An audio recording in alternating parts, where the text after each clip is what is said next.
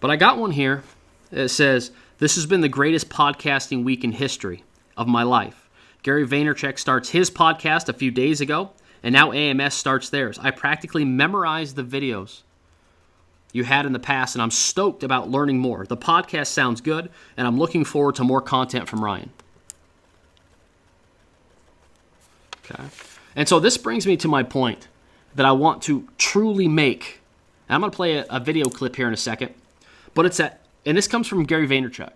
And if you're not familiar with Gary Vaynerchuk, you should go subscribe to him on YouTube. Just search his name out. Go to your podcast app, search his name out, subscribe to his podcast, because the guy is no bullshit.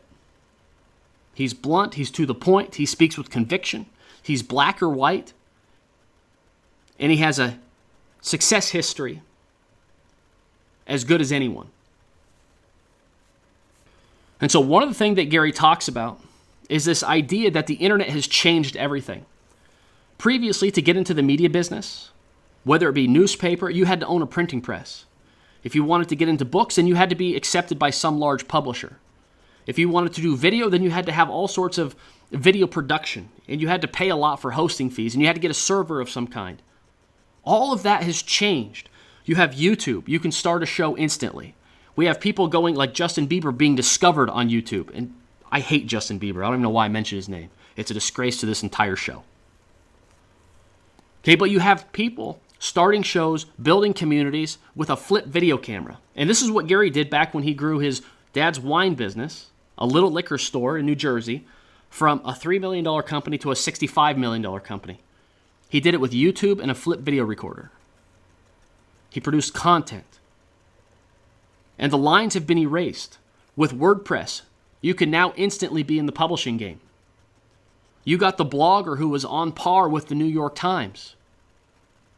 It's leveled the playing field. You got Medium, which will deliver your stories immediately to an audience. You have podcast, iTunes, that will take essentially a radio show and plug it directly into people's iPhones if they've subscribed, or smartphones if they're on Android. But there are no large barriers of entrance anymore. And so Gary speaks this. I want to play that clip.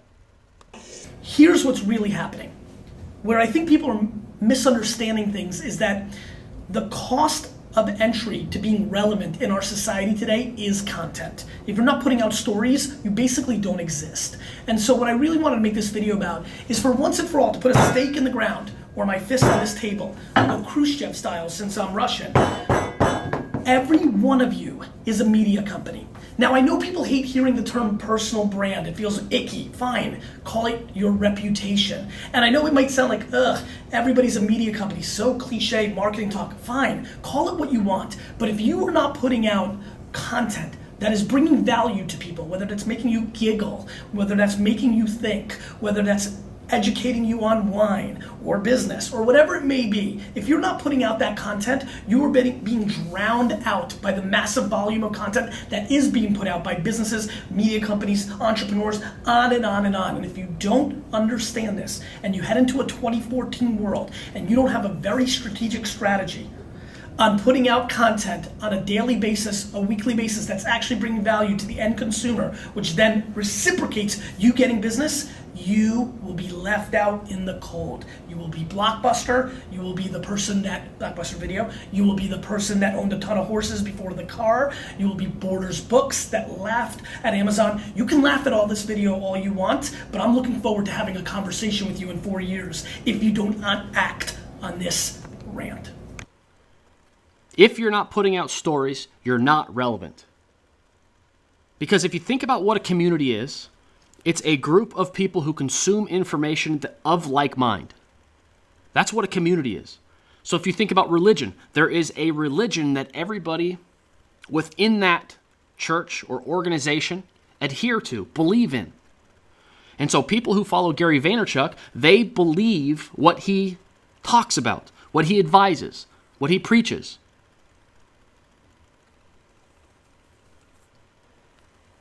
And so one of the things that you have to understand, he mentions, is big companies don't lose to little companies unless they don't understand the game. And so he mentioned Borders Books, he mentioned Barnes & Nobles and how they lost to Amazon. See, in 1997, Amazon was this tiny little company. Jeff Bezos was an entrepreneur. He was shipping books literally out of his garage. Fast forward 15 years, Amazon is putting Barnes & Noble out of business. It's putting B. Dalton out of business. It's putting Borders Books out of business because they didn't understand the game that was being played.